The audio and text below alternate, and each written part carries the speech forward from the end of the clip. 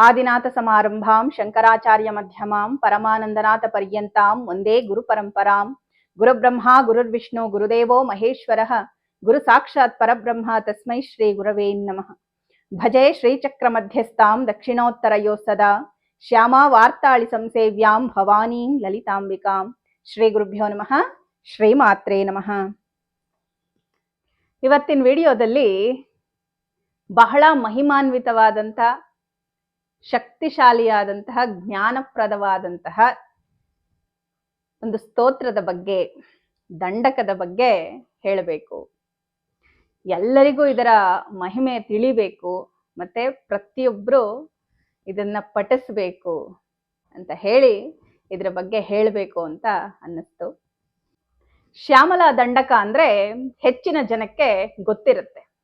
ಅದರಲ್ಲಿರ್ತಕ್ಕಂತಹ ಸಂಸ್ಕೃತ ಪದಜಾಲದ ಸೌಂದರ್ಯ, ಆ ಶ್ರಾವ್ಯ ಗುಣ ಈ ದಂಡಕದ ಮೇಲೆ ಪ್ರೀತಿ ಬರೋ ಹಾಗೆ ಸಂಸ್ಕೃತ ತಿಳಿದವರಿಗೆ, ಭಾರತೀಯ ವಾಂಗ್ಮಯದ ಪರಿಚಯ ಇರೋರಿಗೆಲ್ಲ ಇರುತ್ತೆ. ಎಲ್ಲೂ ನಿಲ್ಲಿಸದೆ ಆ ದಂಡಕವನ್ನ ಹೇಳೋದೇ ಒಂದು ಆನಂದ ಅಂತಾನೆ ಹೇಳ್ಬೋದು. ಇದು ಕೇವಲ ಪದಗಳ ಜೋಡಣೆ ಮಾತ್ರ ಅಲ್ಲ, ಇದರಲ್ಲಿ ಅನೇಕ ಮಂತ್ರ ಸಂಕೇತ, ಯಂತ್ರ ಸಂಕೇತ, ದೇವಿ ವೈಭವ, ಮತ್ತೆ ಆ ದೇವಿ ಎಲ್ಲಿರ್ತಾಳೆ, ಅವಳ ನಿವಾಸ ಸ್ಥಾನ ಯಾವುದು, ಪ್ರತಿಯೊಂದನ್ನು ಈ ದಂಡಕದಲ್ಲಿ ಹೇಳ್ತಾರೆ. ಬಹಳ ಸುಂದರವಾಗಿ ಹೇಳ್ತಾರೆ ಅದನ್ನು. ಶ್ಯಾಮಲಾ ದೇವಿ ದಶಮಹಾವಿದ್ಯೆಗಳಲ್ಲಿ ಒಂದು ಪರಿಪೂರ್ಣ ವಿದ್ಯೆ, 9ನೇ ವಿದ್ಯೆಯಾದಂತಹ ಮಾತಂಗಿ ಮಹಾವಿದ್ಯ. ಈ ಮಾತಂಗಿಯೇ ರಾಜಮಾತಂಗಿ. ಇವಳನ್ನೇ ಶ್ಯಾಮಲಾ ಅಂತ ಕರಿತೀವಿ, ರಾಜಶ್ಯಾಮಲಾ ಅಂತಲೂ ಕೂಡ ಕರೀತಾರೆ. ಆದ್ರಿಂದಲೇ ಮಾತಂಗ ಕನ್ಯಾಂ ಮನಸಾ ಸ್ಮರಾಮಿ ಅಂತ ಹೇಳ್ತೀವಿ. ಇವಳ ಮೂಲ ಹೆಸರು ಮಾತಂಗಿ ಅಂತ.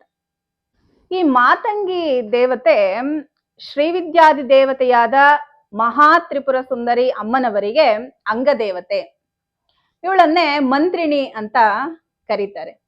ಲಲಿತಾ ಸಹಸ್ರನಾಮ ಪಾರಾಯಣ ಮಾಡೋ ಪ್ರತಿಯೊಬ್ಬರಿಗೂ ಈ ಮಂತ್ರಿಣಿ ನಾಮದ ಪರಿಚಯ ಇರುತ್ತೆ. ಗೇ ಚಕ್ರರತಾರೂಢ ಮಂತ್ರಿಣೀ ಪರಿಸೇವಿತ, ಮಂತ್ರಿಣ್ಯಂಭಾ ವಿರಚಿತ ವಿಷಂಗವದ ತೋಷಿತ, ಮಂತ್ರಿಣೀ ನ್ಯಸ್ತ ರಾಜ್ಯ ದೋಹು. ಈ 3 ನಾಮಗಳಲ್ಲಿ ಶ್ಯಾಮಲಾದೇವಿಯ ವೈಭವವನ್ನ ನೋಡಬಹುದು.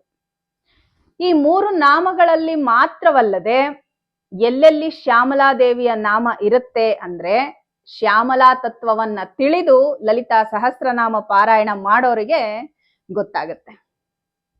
ಈಗ ನಿಮ್ಗೆ ಅನ್ಸ್ಬೋದು, ಲಲಿತಾ ಬೇರೆ ಶ್ಯಾಮಲಾ ಬೇರೆನಾ ಅಂತ.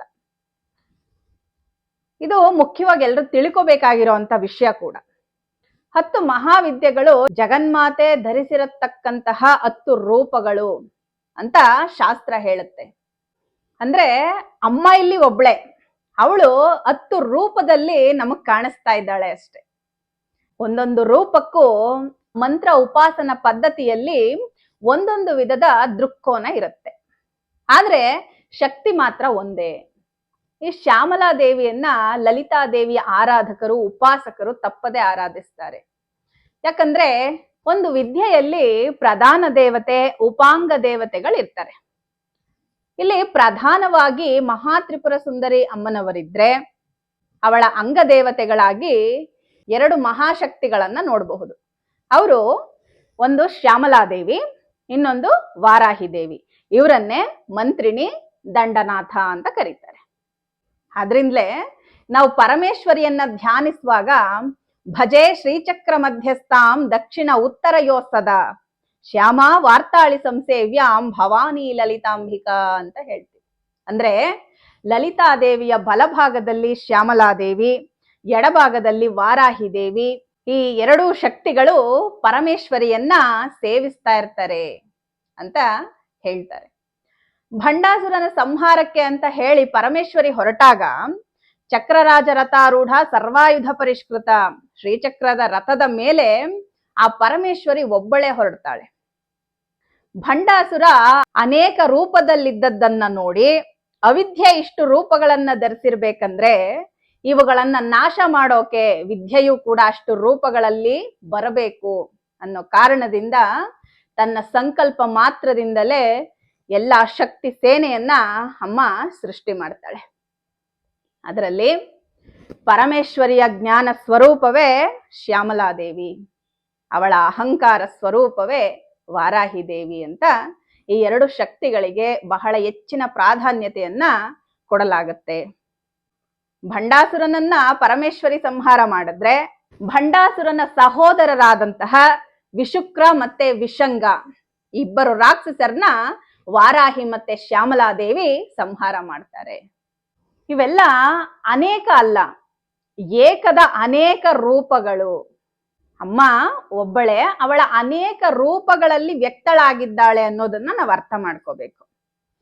ಆಗ ಅಮ್ಮ ಏನ್ ಮಾಡಿದ್ರು ಅಂದ್ರೆ, ತನ್ನ ಶ್ರೀಮನ್ ನಗರದ ರಾಜ್ಯ ಭಾರವನ್ನೆಲ್ಲ ಯಾರಿಗೆ ವಹಿಸೋದು ಅಂತ ಆಲೋಚಿಸಿ ಆ ಶ್ಯಾಮಲಾದೇವಿಯನ್ನ ಹತ್ತಿರಕ್ಕೆ ಕರೆದು ಶ್ಯಾಮಲಾದೇವಿಯ ಬಲಗೈನ ಅನಾಮಿಕ ಬೆರಳಿಗೆ ಲಲಿತಾದೇವಿ ತನ್ನ ಉಂಗುರವನ್ನ ತೆಗೆದು ತೊಡಸ್ತಾಳೆ. ಇದನ್ನೇ ಮುದ್ರಿಕೆ ಅಂತಾರೆ. ನಿನಗೆ ಈ ರಾಜ್ಯಭಾರವನ್ನೆಲ್ಲ ಒಪ್ಪಿಸ್ತಾ ಇದ್ದೇನೆ ಅಂತ ಹೇಳಿ ಅಮ್ಮ ಆ ಮುದ್ರಿಕೆಯನ್ನ ಶ್ಯಾಮಲಾದೇವಿಗೆ ತೊಡಸ್ತಾಳೆ. ಆಗ ಶ್ಯಾಮಲಾದೇವಿ ರಾಜ್ಯಭಾರವನ್ನ ಸ್ವೀಕರಿಸಿ ಮಂತ್ರಿಣಿ ಅನ್ನೋ ಹೆಸರಿಂದ ಖ್ಯಾತಿಯನ್ನ ಪಡಿತಾಳೆ. ಭಾರವನ್ನ ಸಂಸ್ಕೃತದಲ್ಲಿ ದೂಹು ಅಂತಾರೆ. ಮಂತ್ರಿಣಿ ನ್ಯಸ್ತ ರಾಜ್ಯ ದೂಹು, ರಾಜ್ಯಭಾರವನ್ನೆಲ್ಲ ಮಂತ್ರಿಣಿ ದೇವಿಗೆ ಒಪ್ಪಿಸಿದ ಲಲಿತಾದೇವಿ ಅಂತ ಈ ನಾಮದ ಅರ್ಥ. ಈ ರಾಜ್ಯ ಪಾಲನೆಯಲ್ಲಿ ಮುಖ್ಯವಾದದ್ದು ಎರಡು ಅಂಗಗಳಿರುತ್ತೆ. ಅದರಲ್ಲೊಂದು ಮಂತ್ರಾಂಗ, ಎರಡನೇದು ರಕ್ಷಣಾ ವ್ಯವಸ್ಥೆ. ಈ ಎರಡು ಬಹಳ ಪ್ರಧಾನವಾದ ಪಾತ್ರವನ್ನ ಪೋಷಿಸುತ್ತೆ. ಮಂತ್ರಾಂಗ ಅಂದ್ರೆ ಆಲೋಚನೆ, ಯಾವುದು ಹೇಗ್ ನಡಿಬೇಕು ಅನ್ನೋ ಪ್ರಣಾಳಿಕೆ ಹಾಕೋದು ಈ ಆಲೋಚನೆಯಿಂದ. ಇದೆಲ್ಲ ಮೇಧಸ್ಸಿಗೆ ಸಂಬಂಧಪಟ್ಟಿರೋಂಥದ್ದು, ಅಂದ್ರೆ ಜ್ಞಾನಕ್ಕೆ ಸಂಬಂಧಪಟ್ಟಿರೋಂಥ ಅಂಶ. ಇಲ್ಲಿ ಸ್ಪಷ್ಟವಾಗಿ ಅರ್ಥ ಆಗೋದೇನಂದ್ರೆ ಶ್ಯಾಮಲಾದೇವಿ ಜ್ಞಾನಕ್ಕೆ ಸಂಬಂಧಿಸಿರ್ತಕ್ಕಂತಹ ದೇವತೆ ಅಂತ. ಶ್ಯಾಮಲಾ ದಂಡಕ ಅನ್ನೋದು ಹೇಗ್ ಬಂತು?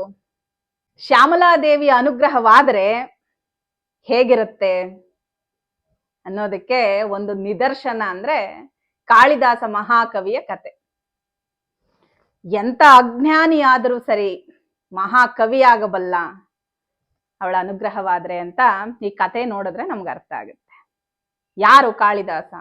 ಅವನು ಮಹಾಕವಿ ಹೇಗಾದ ಅಂತ ನೋಡಿದ್ರೆ, ಇವನ ಇಂದಿನ ಹೆಸರು ಏನು ಅಂತ ಗೊತ್ತಿಲ್ಲ ಯಾರಿಗೂ, ಎಲ್ಲೂ ಉಲ್ಲೇಖ ಇಲ್ಲ ಅಂತಾನೆ ಹೇಳ್ತಾರೆ. ಇವನು ನಿರಕ್ಷರ ಕುಕ್ಷಿಯಾಗಿರ್ತಕ್ಕಂತಹ ಒಬ್ಬ ಕುರಿ ಕಾಯ್ತಕ್ಕಂಥ ಸಾಮಾನ್ಯ ವ್ಯಕ್ತಿ. ಅವನಿಗೆ ಎದೆ ಸೀಳಿದ್ರು 3 ಅಕ್ಷರ ಇಲ್ಲ.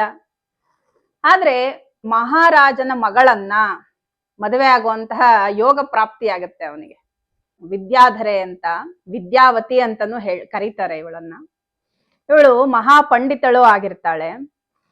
ಈ ಮಹಾಪಂಡಿತಳು ನನಗೆ ಒಬ್ಬ ಮಹಾಪಂಡಿತನಾದಂತಹ ಪತಿಯೇ ಬೇಕು ಎಂಬಂತಹ ಒಂದು ದೃಢ ಸಂಕಲ್ಪದಿಂದ ಎಲ್ಲರನ್ನೂ ತಿರಸ್ಕರಿಸ್ತಾ ಇರ್ತಾಳೆ. ಅವಳು ಯಾರನ್ನೂ ಒಪ್ಪೋದಿಲ್ಲ. ಹಾಗಾಗಿ ಅದೇ ರಾಜ್ಯದ ರಾಜಗುರುಗಳ ಮಗನಿಗೆ ಈ ವಿದ್ಯಾಧರೆ ಮೇಲೆ ಪ್ರೇಮ ಹುಟ್ಟತ್ತೆ. ನಾನು ಸಹ ಅವಳಷ್ಟೇ ಜ್ಞಾನಿಯಾಗಿದ್ದೀನಿ, ನನ್ನನ್ನು ಖಂಡಿತ ಒಪ್ಕೊಳ್ತಾಳೆ, ನಾನೇ ಯಾಕೆ ಅವಳನ್ನ ವಿವಾಹ ಮಾಡ್ಕೋಬಾರ್ದು ಅಂತ ರಾಜನ ಹತ್ರ ಪ್ರಸ್ತಾಪ ಮಾಡ್ತಾರೆ ಈ ವಿಷಯನ. ಅದಕ್ಕೆ ರಾಜ ತಿರಸ್ಕರಿಸಿದಾಗ ಅವ್ರಿಗೆ ತುಂಬಾ ಒಂಥರ ಸೇಡು ತೀರಿಸ್ಕೋಬೇಕು ಇವಳ ಮೇಲೆ ಹೇಗಾದ್ರೂ ಮಾಡಿ. ಇವಳಿಗೆ ಬಹಳ ಅಜ್ಞಾನಿಯಾಗಿರ್ತಕ್ಕಂತಹ ಪತಿಯನ್ನ ಇವಳಿಗೆ ವಿವಾಹ ಮಾಡಿಸ್ಬೇಕು ಅಂತ ಅವನ್ ಸಂಕಲ್ಪ ಮಾಡಿ ಈ ಕುರಿ ಕಾಯ್ತಕ್ಕಂತಹ ಈ ಅಜ್ಞಾನಿಯನ್ನ ತಂದು ಪಂಡಿತನ ವೇಷವನ್ನ ಹಾಕಿ ಈ ವಿದ್ಯಾಧರೆಯ ಜೊತೆಗೆ ವಿವಾಹವನ್ನ ಮಾಡಿಬಿಡ್ತಾರೆ. ಅವಳು ಪಾಪ ಬಹಳ ಆಸೆಯಿಂದ ನನ್ನ ಗಂಡ ಮಹಾಜ್ಞಾನಿ, ಅದು ಅಲ್ಲದೆ ಆ ದಿನ ಮದುವೆಯಾದಂತಹ ರಾತ್ರಿ ಮಹಾಪಂಡಿತನಾದಂತಹ ಪತಿ ಅವ್ರ ಹತ್ರ ಏನಾದ್ರೂ ಒಂದು ವಿಶೇಷವನ್ನ ಕೇಳಬೇಕು ಅನ್ನೋ ಆಸೆಯಿಂದ ಆ ವಿದ್ಯಾಧರೆ ಬಂದು ಕೇಳ್ತಾಳೆ. ಹಸ್ತಿ ಕಶ್ಚಿತ್ ವಾಗ್ವಿಶೇಷ ಅಂತ ಕೇಳ್ತಾಳೆ. ಅಂದ್ರೆ ಏನಾದ್ರೂ ವಿಶೇಷವಿದೆಯೇ ಈ ಸಮಯದಲ್ಲಿ ಮಾತಾಡೋಕೆ ಅಂತ. ಆಗ ಅವನು ಹೇಳ್ತಾನೆ, ಅವನು ಪಂಡಿತ ಅಲ್ಲ, ಇದರ ಅರ್ಥವೂ ಅವನಿಗೆ ತಿಳಿದಿರೋದಿಲ್ಲ. ಅಸ್ತಿ ಇಲ್ಲ ಕಸ್ತಿ ಇಲ್ಲ, ಹೋಗ್ ಮಲ್ಕೋ ಅಂತ ಹೇಳ್ಬಿಡ್ತಾನೆ. ಆಗ ಅವಳಗ್ ತುಂಬಾ ಬೇಜಾರಾಗುತ್ತೆ. ಇದೇನಿದು, ಇವ್ರ ಬಾಯಿಂದ ಈ ತರ ಮಾತುಗಳು ಬರುತ್ತಾ?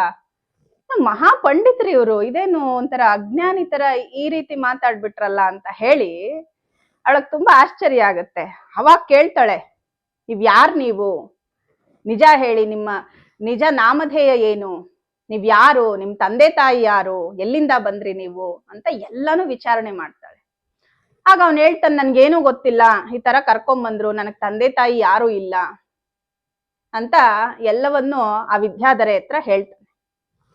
ಆಗ ಅವಳು ಮಹಾ ಪಂಡಿತಳು, ಜ್ಞಾನಿಯೂ ಆಗಿದ್ದ ಕಾರಣ ಅವಳು ಏನ್ ಮಾಡ್ತಾಳೆ ಅಂದ್ರೆ, ಅವನಿಗೆ ಸರಿ ಸಮಾಧಾನವನ್ನ ಮಾಡಿ, ಸರಿ ಈಗ ನಿಮ್ಗೆ ತಂದೆ ತಾಯಿ ಇಲ್ಲ ಅಂದ್ರಿ, ನಿಮ್ ತಾಯಿಯನ್ನ ನಾನು ತೋರಿಸ್ತೀನಿ, ನನ್ ಜೊತೆ ಬನ್ನಿ ಅಂತ ಕರ್ಕೊಂಡೋಗ್ತಾಳೆ.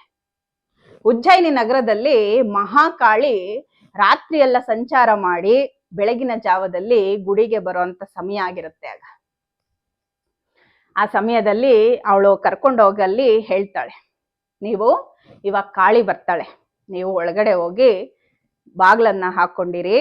ಅವಳು ಬಂದು ಯಾರು ಹೊಳಗೆ ಅಂತ ಕೇಳ್ತಾಳೆ.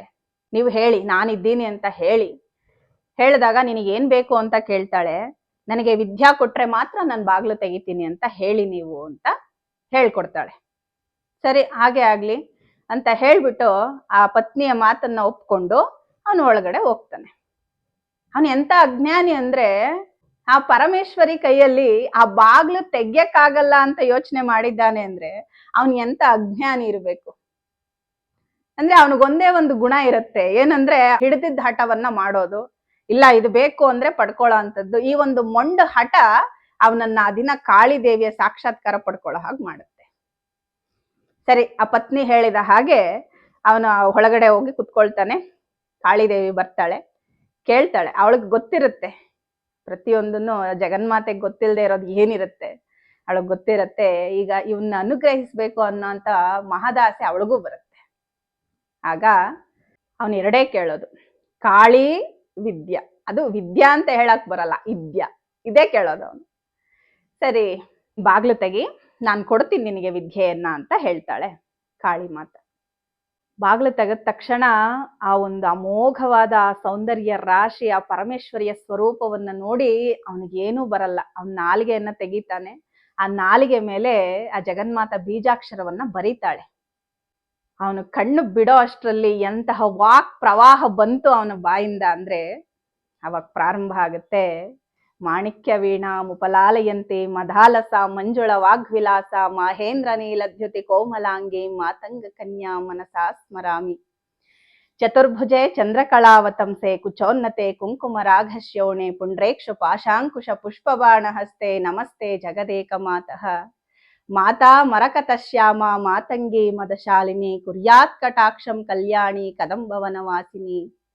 ಜಯ ಮಾತಂಗತನಯೇ ಜಯ ನೀಲೋತ್ಪಲದ್ಯುತೆ ಜಯ ಸಂಗೀತ ರಸಿಕೆ ಜಯ ಲೀಲಾ ಶುಕಪ್ರಿಯೆ ಅಂತ ಪ್ರಾರಂಭ ಮಾಡ್ತಾನೆ. ಹೇಗೆ ಹೇಳ್ತಾನೆ ಅಂದ್ರೆ, ಅವಳ ನಿವಾಸ ಸ್ಥಾನ ಎಲ್ಲಿರ್ತಾಳೆ ಅಂತ ಅನ್ನೋದ್ನೆಲ್ಲ ಸುಧಾ ಸಮುದ್ರಾಂತ ಹೃದ್ಯನ್ ಮಣಿದ್ವೀಪ ಸಂರೂಢ ಬಿಲ್ವಾಟವಿ ಮಧ್ಯ ಕಲ್ಪದ್ರುಮಾ ಕಲ್ಪ ಕಾದಂಬ ಕಾಂತಾರ ವಾಸಪ್ರಿಯೆ ಕೃತ್ತಿವಾಸಪ್ರಿಯೆ ಸರ್ವಲೋಕಪ್ರಿಯೆ ಸಾಧರಾರಬ್ಧ ಸಂಗೀತ ಸಂಭಾವನಾ ಸಂಭ್ರಮಾಲೋಲನಿ ಪಶ್ವಗಾಬದ್ಧ ಚೂಲೀಸನಾ ತತ್ರಿಕೆ ಸಾನುಮತ್ಪುತ್ರಿಕೆ ಶೇಖರೀಭೂತ ಶೀತಾಂಶು ರೇಖಾಮಯೂಕಾವಲಿ ಬದ್ಧ ಸುಸ್ನಿಗ್ಧ ನೀಲಾಲಕ ಶ್ರೇಣಿ ಶೃಂಗಾರಿತೆ ಲೋಕ ಸಂಭಾವಿತೆ ಕಾಮಲೀಲಾದನುಸ್ತನ್ನಿ ಭಬ್ರೂಲತಾ ಪುಷ್ಪ ಸಂದೋಹ ಸಂದೇಹ ಕೃಲ್ಲೋಚನೆ ವಾಕ್ಸುದಾಸೇಚನೆ ಚಾರು ಗೋರೋಚನ ಪಂಕಕೇಲೀಲ ಲಾಮಾಭಿರಾಮೆ ಸುರಾಮೇ ರಮೆ ಪ್ರೋಲ್ಲಸದ್ವಾಲಿಕಾ ಮೌಕ್ತಿಕಾ ಶ್ರೇಣಿಕಾ ಚಂದ್ರಿಕಾ ಮಂಡಲೋದ್ಭಾಸಿ ಲಾವಣ್ಯ ಗಂಡಸ್ಥಲನ್ಯಸ್ತ ಕಸ್ತೂರಿಕಾ ಪತ್ರ ರೇಖಾ ಸಮುದ್ಭೂತ ಸೌರಭ್ಯ ಸಂಭ್ರಾಂತ ಭೃಂಗಾಂಗನಾಗೀತ ಸಾಂದ್ರೀ ಭವನ್ಮಂತ್ರ ತಂತ್ರೀಶ್ವರೇ ಸುಸ್ವರೇ ಭಾಸ್ವರೇ ವಲ್ಲಕೀ ವಾದನ ಪ್ರಕ್ರಿಯಾ ಲೋಲ ತಾಲೀತಲಾಬದ್ಧ ತಾಟಂಕ ಭೂಷಾ ವಿಶೇಷಾನ್ವಿತೆ ಸಿದ್ಧ ಸಮ್ಮಾನಿತೆ ದಿವ್ಯಹಾಲಾ ಮದೋದ್ವೇಲ ಹೇಲಾಲ ಚಕ್ಷುರಾಂದೋಲನ ಶ್ರೀ ಸಮಾಕ್ಷಿಪ್ತ ಕರ್ಣೈಕ ನೀಲೋತ್ಪಲೆ ಶ್ಯಾಮಲೆ ಪೂರಿತಾಶೇಷ ಲೋಕಾಭಿವಾಂಚಾಫಲೆ ಶ್ರೀಫಲೆ ಶ್ವೇದ ಬಿಂದೋಲ್ಲಸತ್ಫಾಲ ಲಾವಣ್ಯ ನಿಶ್ಚಂದ ಸಂದೋಹ ಸಂದೇಹ ಕೃನ್ನಾಸಿಕಾ ಮೌಕ್ತಿಕೆ ಸರ್ವಮಂತ್ರಾತ್ಮಿಕೆ ಸರ್ವ ವಿಶ್ವಾತ್ಮಿಕೆ ಕಾಲಿಕೆ ಮುಗ್ಧಮಂದ ಸ್ಮಿತೋದಾರ ವಕ್ತಸ್ಫುರತ್ಪೋಗ ತಾಂಬೂಲ ಕರ್ಪೂರ ಖಂಡೋತ್ಕರೆ ಜ್ಞಾನ ಮುದ್ರಾಕರೆ ಸರ್ವ ಸಂಪತ್ಕರೆ ಪದ್ಮಭಾಸ್ವತ್ಕರೆ ಶ್ರೀಕರೆ ಅಂತ ಹೇಳಿ ವಾಕ್ ಪ್ರವಾಹ ಹೇಗ್ ಬರುತ್ತೆ ಅಂದ್ರೆ ಕಾಳಿದಾಸನ ಬಾಯಿಂದ ಅದು ಅಮೋಘ ಅಂತಾನೆ ಹೇಳ್ಬೋದು. ಅಂತಹ ಮಹಾ ಅಜ್ಞಾನದಲ್ಲಿದ್ದ ನಿರಕ್ಷರ ಕುಕ್ಷಿಯಾಗಿದ್ದಂತಹ ಅವನನ್ನ ಮಹಾ ಕವಿಯನ್ನಾಗಿ ಮಾಡ್ತಾಳೆ. ಅಂತಹ ವಾಕ್ ಪ್ರವಾಹವನ್ನ ಆ ಜಗನ್ಮಾತ ಅವನಿಗೆ ದಯಪಾಲಿಸ್ತಾಳೆ. ಅಂದ್ರೆ ಅವನಿಗೆ ಯಾವ ದೇವಿಯ ದರ್ಶನದಿಂದ ಹಾಗಾಯ್ತು ಅಂತ ಅಂದ್ರೆ, ಜಗನ್ಮಾತ ನಮಗ್ ಏನು ಕೊಡಬೇಕೋ ಆ ರೂಪದಿಂದ ಅವಳು ಬರ್ತಾಳೆ. ಜ್ಞಾನ ಕೊಡಬೇಕು ಅಂದಾಗ ಅವಳು ಶ್ಯಾಮಲೆಯಾಗೆ ಬರುವಂತದ್ದು. ಜಗನ್ಮಾತ ಶ್ಯಾಮಲಾ ರೂಪದಲ್ಲಿ ಕಾಣಿಸಿ ಕಾಳಿದಾಸ ಮಹಾಕವಿಯನ್ನ ಅನುಗ್ರಹಿಸಿದಳು ಅಂತ ಹೇಳ್ತಾರೆ. ಅವನು ಮುಂದೆ ಎಂತ ಮಹಾಕವಿ ಆದ ಅಂದ್ರೆ, ಅವನ್ ಧಾರಾನಗರಕ್ಕೆ ಹೋಗ್ತಾನೆ. ಭೋಜರಾಜನ ಆಸ್ಥಾನದಲ್ಲಿ ಏಕಶಂತಾಗ್ರಾಹಿ, ದ್ವಿಸಂತಾಗ್ರಾಹಿ, ತ್ರಿಸಂತಾಗ್ರಾಹಿ ಅಂತ 3 ಜನ ಕವಿಗಳಿರ್ತಾರೆ. ಇವ್ರು ಯಾರನ್ನೂ ರಾಜನ ಹತ್ರ ಹೋಗಿ ಮನ್ನಣೆ ಪಡೆಯೋದಕ್ಕೆ ಅವಕಾಶನೇ ಮಾಡಿಕೊಡ್ತಾ ಇರ್ಲಿಲ್ಲ.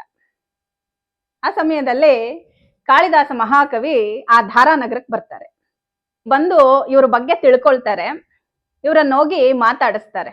ಸ್ವಾಮಿ, ನಾನೊಬ್ಬ ಬಡ ಬ್ರಾಹ್ಮಣನಪ್ಪ, ನನಗೇನೋ ಒಂದ್ ಪದ್ಯ ಬರುತ್ತೆ, ಅದನ್ನ ನಾನು ಭೋಜರಾಜನ್ ಮುಂದೆ ಹೇಳ್ಬಿಡ್ತೀನಿ. ಅವನೇನೋ ಅನುಗ್ರಹ ಮಾಡಿ ನನಗೇನೋ ವರಹಗಳನ್ನ ಕೊಟ್ರೆ ಅದನ್ನ ತಗೊಂಡ್ ನಾನು ಹೆಂಗೋ ನನ್ನ ಜೀವನ ಮಾಡ್ಕೊಳ್ತೀನಪ್ಪ, ನನ್ನನ್ನು ದಯಮಾಡಿ ರಾಜನ ಹತ್ರ ಕರ್ಕೊಂಡೋಗಿ ಅಂತ ಕೇಳ್ತಾರೆ. ಆಗ ಏಕಸಂತಾಗ್ರಾಹಿ ಹೇಳ್ತಾರೆ, ಏನ್ ಬರುತ್ತೆ ನಿನ್ಗೆ, ಫಸ್ಟ್ ನಮ್ಮ ಮುಂದೆ ಹೇಳು, ಆಮೇಲೆ ನಾನು ರಾಜನ ಹತ್ರ ಕರ್ಕೊಂಡು ಹೋಗ್ತೀನಿ ಅಂತ ಹೇಳ್ತಾರೆ.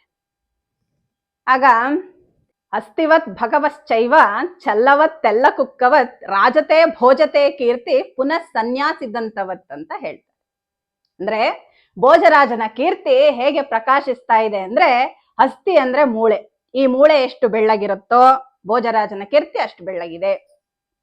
ಭಕಪಕ್ಷಿ ಎಷ್ಟು ಬೆಳ್ಳಗಿದೆಯೋ, ಮಜ್ಜಿಗೆ ಎಷ್ಟು ಬೆಳ್ಳಗಿದೆಯೋ, ಚಲ್ಲವತ್ ಅಂದ್ರೆ ಮಜ್ಜಿಗೆ ಎಷ್ಟು ಬೆಳ್ಳಗಿದೆಯೋ, ಇನ್ನು ತೆಲ್ಲ ಕುಕ್ಕವತ್ ಅಂದ್ರೆ ಬಿಳಿ ನಾಯಿ ಎಷ್ಟು ಬೆಳ್ಳಗಿರುತ್ತೋ ಅಷ್ಟು ಬೆಳ್ಳಗೆ ಭೋಜರಾಜನ ಕೀರ್ತಿ ಪ್ರಕಾಶಿಸ್ತಾ ಇದೆ ಅಂತ ಹೇಳ್ತಾರೆ.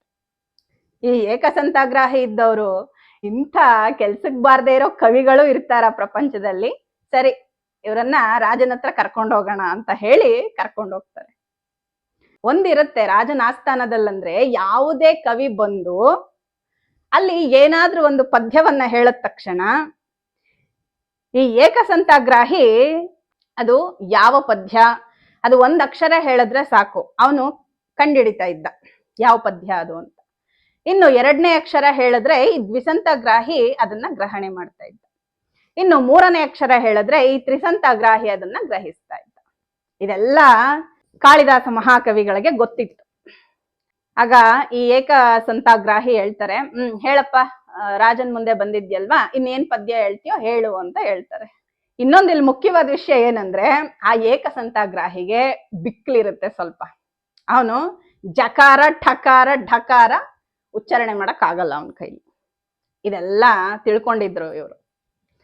ಹೇಳಿದ್ರು, ಸಜ್ಜಾ ಮಜ್ಜ ಕರಾಬ್ಜ ವೀಜ್ಜ ವಸುದ ಜಾಲಾಂಶ್ಚ ಮಜ್ಜಾಕಿರೆ ಕಿಕ್ಕೇ ಕಿಕ್ಕಿಧರೆ ಧರೆ ಕಣಕಣ ಖರ್ಜೂರ ವಿಡ್ರಢಮ ಲುಬ್ಢಂ ಲುಬ್ಢಮ ಲುಬ್ಢ ಲುಬ್ಢ ಯುಧಪಾಢ್ರಾಢ ಷಡ್ಢಸ್ತಥ ಪಾಧೌ ಟೇಟಿ ಪಟೇಟಿ ಟೇಟಿ ಟುರ ಸತ್ ಪ್ರಖ್ಯಾದಿ ಸತ್ಯಾದಯ ಅಂತ ಹೇಳಿದ್ರು. ಈ ಏಕಸಂತಾಗ್ರಾಹಿಗೆ 7 ಲೋಕಗಳೇ ಕಾಣಿಸ್ಬಿಡ್ತು. ಅವನಿಗೆ ಏನಂದ್ರೆ, ಅವನು ಎಕ್ಸ್ಪೆಕ್ಟೇ ಮಾಡಿರ್ಲಿಲ್ಲ ಈ ತರ ಹೇಳ್ತಾರೆ ಅಂತ. ಏನ್ ಇಷ್ಟೊಂದು ಪ್ರಾರಂಭವೇ ಇಲ್ಲಿ ಜಕಾರ ಠಕಾರ ಠಕಾರ ನಕಾರ, ಏನ್ ಈ ತರ ಇದೆಯಲ್ಲ ಅಂತ ಅವನಿಗೆ ತಲೆ ತಿರುಗೋಯ್ತು. ಅವನಿಗೆ ಇದನ್ನೆಲ್ಲ ನೋಡಿ ಒಂಥರ ದಿಗ್ಭ್ರಮೆಗೊಳಗಾಗ್ಬಿಟ್ಟ ಏಕಸಂತಾಗ್ರಾಹಿ. ಮಹಾರಾಜ ಪೂರ್ವ ದಿಕ್ಕಲ್ಲಿದ್ದಂಥವ್ರು ಪಶ್ಚಿಮ ದಿಕ್ಕಗೆ ತಿರುಗಿದ್ರು.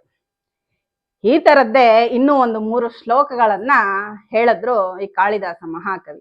ಅವರು 4 ದಿಕ್ಕಿಗೂ ತಿರುಗಿ 4 ದಿಕ್ಕಲ್ಲಿರ್ತಕ್ಕಂತಹ ಅವರ ರಾಜ್ಯವನ್ನೆಲ್ಲ ಅವನಿಗೆ ದಾರೆ ಎರೆದ್ಬಿಟ್ರು.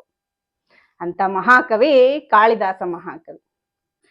ಭೋಜರಾಜ ಆಸ್ಥಾನ ಕವಿಯನ್ನಾಗಿ ನೇಮಕ ಮಾಡದ್ಮೇಲೆ ಎಷ್ಟೋ ಜನ ಕವಿ ಪುಂಗವರಿಗೆ ಆಶ್ರಯ ಸಿಗುತ್ತೆ ಅಲ್ಲಿ. ಎಷ್ಟೋ ವಿದ್ವಾಂಸರಿಗೆ ಪೂಜನೀಯ ಸ್ಥಾನ ಸಿಗುತ್ತೆ ಭೋಜರಾಜನ ಆಸ್ಥಾನದಲ್ಲಿ. ಕಾಳಿದಾಸ ಇದನ್ನೆಲ್ಲ ನೋಡಿ ಸಂತೋಷ ಪಟ್ಟು ಅವಾಗ ಭೋಜರಾಜನ ಕೀರ್ತಿ ಹೇಗೆ ಪ್ರಕಾಶಿಸ್ತಾ ಇದೆ ಅನ್ನೋದನ್ನ ಹೇಳ್ತಾರೆ. ಮಹಾರಾಜ ಶ್ರೀಮನ್ ಜಗತಿ ಯಶಸಾತೆ ಧವಳಿತೆ ಪಯಃ ಪಾರಾಮಾರಂ ಪರಮ ಪುರುಷೋಯಂ ಮೃಗಯತೆ ಕಪರ್ಧಿ ಕೈಲಾಸಂ ಕರಿವರಮ ಭೌಮಂ ಕುಲಿಶಭೃತ್ ಕಲಾನಾಥಂ ರಾಹುಂ ಅಮಲ ಭವನೋ ಹಂಸ ಮಧುನಾ ಅಂತ ಹೇಳ್ತಾರೆ. ಅಂದ್ರೆ ಮಹಾರಾಜ, ನಿನ್ನ ಕೀರ್ತಿ ಹೇಗೆ ಪ್ರಕಾಶಿಸ್ತಾ ಇದೆ ಅನ್ನೋದು ಗೊತ್ತಾ? ಅಷ್ಟು ಶ್ವೇತ ಬಣ್ಣ ಅಂದ್ರೆ ಬ್ರಹ್ಮದೇವನಿಗೆ ತನ್ನ ವಾಹನವಾದ ಹಂಸ ಕಾಣಿಸ್ತಾ ಇಲ್ಲ, ಹುಡುಕೊಳ್ತಾ ಇದ್ದಾನೆ. ಇನ್ನು ಮಹಾವಿಷ್ಣು ಹೋಗಿ ಮಲಗ್ಬೇಕು ಅಂದ್ರೆ ಅವನ ಕ್ಷೀರ ಸಮುದ್ರನೇ ಕಾಣ್ತಾ ಇಲ್ಲ, ನಿನ್ನ ಶ್ವೇತ ಕಾಂತಿಯಲ್ಲಿ ಅದು ಕೂಡ ಮುಳುಗೋಗಿದೆ. ಇನ್ನು ಪರಮೇಶ್ವರ ತನ್ನ ನಿವಾಸಕ್ಕೆ ಹೋಗ್ಬೇಕು ಅಂದ್ರೆ ಹಿಮಾಲಯ ಪರ್ವತಕ್ಕೆ ಹೋಗ್ಬೇಕು ಅಂತ ಹುಡುಕ್ತಾ ಇದ್ರೆ ಅದು ಕೂಡ ಸಿಗ್ತಾ ಇಲ್ಲ, ಅದು ಕೂಡ ನಿನ್ನ ಶ್ವೇತ ಕಾಂತಿಯಲ್ಲಿ ಮುಳುಗೋಗಿದೆ. ಅಂತಹ ಮಹಾನ್ ಶ್ವೇತ ಕಾಂತಿಯಿಂದ ನಿನ್ನ ಕೀರ್ತಿ ಪ್ರಕಾಶಿಸ್ತಾ ಇದೆ ಅಂತ ಈ ಶ್ಲೋಕದ ಅರ್ಥ. ಹೀಗೆ ಭೋಜರಾಜ ಮತ್ತೆ ಮಹಾಕವಿ ಕಾಳಿದಾಸರ ಸಂಬಂಧ ಬಹಳ ಅನ್ಯೋನ್ಯವಾಗಿರುತ್ತೆ. ಕೆಲವು ಕವಿಗಳಿಗೆ ಈ ಕಾಳಿದಾಸನ ಮೇಲೆ ಬಹಳ ದ್ವೇಷ ಕೂಡ ಇರುತ್ತೆ. ಅಂದ್ರೆ ಯಾರೇ ಬೆಳಿಲಿ ಅವ್ರಿಗೆ ಶತ್ರುಗಳು ಅನ್ನೋರು ಹುಟ್ಕೊಳ್ತಾ ಇರ್ತಾರೆ. ಹಾಗಾಗಿ ಅಲ್ಲೂ ಕೂಡ ಭೋಜರಾಜನ ಆಸ್ಥಾನದಲ್ಲಿ ಅನೇಕ ಕವಿಗಳಿಗೂ ಕೂಡ ಈ ಕಾಳಿದಾಸನ ಮೇಲೆ ಬಹಳ ದ್ವೇಷ ಮತ್ತೆ ಸಿಟ್ಟಿರುತ್ತೆ. ಇವನ್ನ ಹೇಗಾದ್ರೂ ಮಾಡಿ ಭೋಜರಾಜನ ದೃಷ್ಟಿಯಲ್ಲಿ ಕೆಟ್ಟವನನ್ನಾಗಿ ಮಾಡ್ಬೇಕು ಅಂತ ಹೇಳಿ ರಾಜನ ಹತ್ರ ಬಂದು ದೂರನ್ನ ಕೊಡ್ತಾರೆ. ರಾಜ, ನೀವು ಮಹಾಕವಿ ಅಂತ ಹೇಳ್ತಿರಲ್ವಾ, ನೀವಷ್ಟು ಪ್ರಾಣಪ್ರಿಯ ಅಂತ ಹೇಳ್ತಿರಲ್ಲ, ಕಾಳಿದಾಸ ಅವನು ಬ್ರಾಹ್ಮಣ ಕುಲದಲ್ಲಿ ಹುಟ್ಟಿ ಮೀನನ್ನೆಲ್ಲ ತಿಂತಾ ಇದ್ದಾನೆ, ನಿಮಗ್ ಗೊತ್ತಾ ಈ ವಿಷಯ ಅಂತ ಹೇಳ್ತಾರೆ. ಅವಾಗ ಭೋಜರಾಜ, ಹೌದಾ, ಹಾಗಾದ್ರೆ ನೀನು ಅವನು ಮೀನ್ ತಗೊಂಡು ಹೋಗೋವಾಗ ಅವನ್ನ ಕರ್ಕೊಂಬಾ ಇಲ್ಲಿಗೆ ಅಂತ ಆಜ್ಞೆ ಮಾಡ್ತಾರೆ. ಕಾಳಿದಾಸರಿಗೆ ಒಂದು ವರ ಇರುತ್ತೆ, ಅವ್ರಿಗೆ ಎಲ್ಲವೂ ಗೊತ್ತಾಗ್ತಾ ಇರುತ್ತೆ. ಆಗ ಇವರು ನೋಡ್ತಾ ಇದ್ದ ಹಾಗೆ ಅವರು ಮೀನಿನ ಅಂಗಡಿಗೆ ಹೋಗಿ ಒಂದ್ 4 ಮೀನನ್ನ ತೆಗೆದು ಅವ್ರ ಚೀಲದಲ್ಲಿ ಇಟ್ಕೊಳ್ಳೋದನ್ನ ನೋಡ್ತಾರೆ ಈ ಕವಿಗಳು. ಸರಿಯಾದ ಅವಕಾಶ ಸಿಕ್ತು ಅಂತ ಹೇಳಿ ಕಾಳಿದಾಸ ಮಹಾಕವಿಯನ್ನ ಆಸ್ಥಾನಕ್ಕೆ ಕರ್ಕೊಂಡು ಬರ್ತಾರೆ. ಅವಾಗ ಭೋಜರಾಜ ಕೇಳ್ತಾರೆ, ಕಶ್ಚೇ ಕಿಂ ತವ ಅಂತ, ನಿನ್ನ ಚೀಲದಲ್ಲಿ ಏನಿದೆ ಅಂತ. ಅವ್ರು ಹೇಳ್ತಾರೆ, ಪುಸ್ತಕಂ ಅಂತ ಹೇಳ್ತಾರೆ. ಓಹೋ, ಪುಸ್ತಕನ? ಏನೋ ನೀರ್ ಸೋರ್ತಾ ಇದೆಯಲ್ಲ, ಏನದು ಅಂತ ಕೇಳ್ತಾರೆ. ಕಾವ್ಯಾರ್ಧ ಸಾರೋದಕಂ ಅಂತಾರೆ. ಆ ಪುಸ್ತಕ ಮಹಾಕಾವ್ಯ, ಆ ಮಹಾಕಾವ್ಯದ ಸಾರ ಆ ರೀತಿ ಸೋರ್ತಾ ಇದೆ ಅಂತ ಹೇಳ್ತಾರೆ. ಓಹೋ, ಅಷ್ಟು ದೊಡ್ಡ ಕಾವ್ಯವೇ ಅದು? ಗಂಧಂ ಕಿಂ ಅಂತ ಹೇಳ್ತಾರೆ. ಅಂದ್ರೆ ಏನೋ ತುಂಬಾ ಒಳ್ಳೆ ಸುಗಂಧ ಬರ್ತಾ ಇದೆಯಲ್ಲ, ಏನದು ಅಂತ ಕೇಳ್ತಾರೆ. ಘನ ರಾಮ ರಾವಣ ಮಹಾಸಂಗ್ರಾಮ ರಂಗೋದ್ಭವ ಅಂತ ಹೇಳ್ತಾರೆ. ಅಂದ್ರೆ ರಾಮ ರಾವಣ ಸಂಗ್ರಾಮದ ಸಮಯದಲ್ಲಿ ಎದ್ದಿರತಕ್ಕಂತಹ ಧೂಳಿನ ಸುಗಂಧ ಇದು ಅಂತ ಹೇಳ್ತಾರೆ. ಓಹೋ, ಪುಚ್ಚಕ್ಕಿಂ ಅಂತ ಕೇಳ್ತಾರೆ. ಅಂದ್ರೆ ಏನೋ ಬಾಲ ಕಾಣಿಸ್ತಾ ಇದೆ, ಏನದು ಅಂತ. ಘನತಾಳಪತ್ರ ಲಿಖಿತಂ ಅಂತ ಹೇಳ್ತಾರೆ. ಅಂದ್ರೆ ದೊಡ್ಡ ತಾಳೆ ಎಲೆಯ ಗ್ರಂಥ ಇದು ಅಂತ, ಆದ್ರಿಂದ ಇದು ಬಾಲ ತರ ಕಾಣಿಸ್ತಾ ಇದೆ ಅಂತ ಹೇಳ್ತಾರೆ. ಕಿಂ ಪುಸ್ತಕಂ ಹೇ ಕವೇ ಅಂತ ಕೇಳ್ತಾರೆ. ಏನ್ ಪುಸ್ತಕ ಅದು? ರಾಜನ್ ಭೂಸುರ ದೈವತೈಶ್ಚ ಪಠಿತಂ ರಾಮಾಯಣಂ ಪುಸ್ತಕಂ. ರಾಜರು ಬ್ರಾಹ್ಮಣರು ಎಲ್ಲರೂ ಓದೋ ಪುಸ್ತಕ ಯಾವುದೋ ಆ ರಾಮಾಯಣ ಗ್ರಂಥ ಈ ಚೀಲದಲ್ಲಿದೆ ಅಂತ ತೆಗೆದು ಅಲ್ಲಿಟ್ಟ ತಕ್ಷಣ ಅದು ರಾಮಾಯಣ ಮಹಾಗ್ರಂಥವಾಗಿ ಬದಲಾಗುತ್ತೆ. ಅಂತಹ ಮಹಾನ್ ಕವಿ, ಮಹಾನ್ ದೇವಿಯ ಭಕ್ತರು ಆಗಿದ್ದಂಥವ್ರು ಕಾಳಿದಾಸ ಮಹಾಕವಿ. ಇಲ್ಲಿ ಏನ್ ಹೇಳಕ್ ಬಯಸ್ತಾ ಇದ್ದೀನಿ ಅಂದ್ರೆ, ಶ್ಯಾಮಲಾ ದೇವಿಯ ಅನುಗ್ರಹ ಅನ್ನೋದು ಎಂತ ಅಜ್ಞಾನಿಯನ್ನಾಗಲಿ ಮಹಾ ವಿದ್ವಾಂಸನನ್ನಾಗಿ, ಪಂಡಿತರನ್ನಾಗಿ, ಮಹಾಕವಿಗಳನ್ನಾಗಿ ಮಾಡತ್ತೆ. ಅಂತಹ ಮಹಾನ್ ಶಕ್ತಿ ಶ್ಯಾಮಲಾ ದೇವಿಯ ಉಪಾಸನೆಗಿರುತ್ತೆ. ಶ್ಯಾಮಲಾ ದೇವಿ ಜ್ಞಾನ ಸಂಬಂಧಿಯ ದೇವತೆ, ಅಂದ್ರೆ ಪರಮೇಶ್ವರಿಯ ಜ್ಞಾನ ಶಕ್ತಿ. ಆದ್ರಿಂದ ಯಾರಿಗೆ ಯಾವ ಜ್ಞಾನ ಬೇಕಾದರೂ ಇವಳ ಅರ್ಚನೆ ಆರಾಧನೆಯನ್ನೇ ಮಾಡಬೇಕು. ಪ್ರತಿಯೊಬ್ರು ತಮ್ಮ ಮಕ್ಕಳಿಗೆಲ್ಲ ತಪ್ಪದೆ ಶ್ಯಾಮಲಾ ದಂಡಕವನ್ನ ಹೇಳ್ಕೊಡಿ. ಎಷ್ಟೋ ಅವರಿಗೆ ಮುಂದಿನ ಭವಿಷ್ಯ ಎಷ್ಟು ಚೆನ್ನಾಗಿರುತ್ತೆ ಅಂದ್ರೆ ಅವರಿಗೆ ಎಲ್ಲಾ ತರಹದ ಜ್ಞಾನವೂ ವೃದ್ಧಿಯಾಗುತ್ತೆ. ಪ್ರತಿಯೊಬ್ರು ಶ್ಯಾಮಲಾ ದೇವಿಯ ಆರಾಧನೆ, ಶ್ಯಾಮಲಾ ದಂಡಕದ ಪಠನೆ ಮಾಡೋದು ಬಹಳ ಶ್ರೇಷ್ಠ ಅಂತಲೇ ಹೇಳ್ತೇನೆ.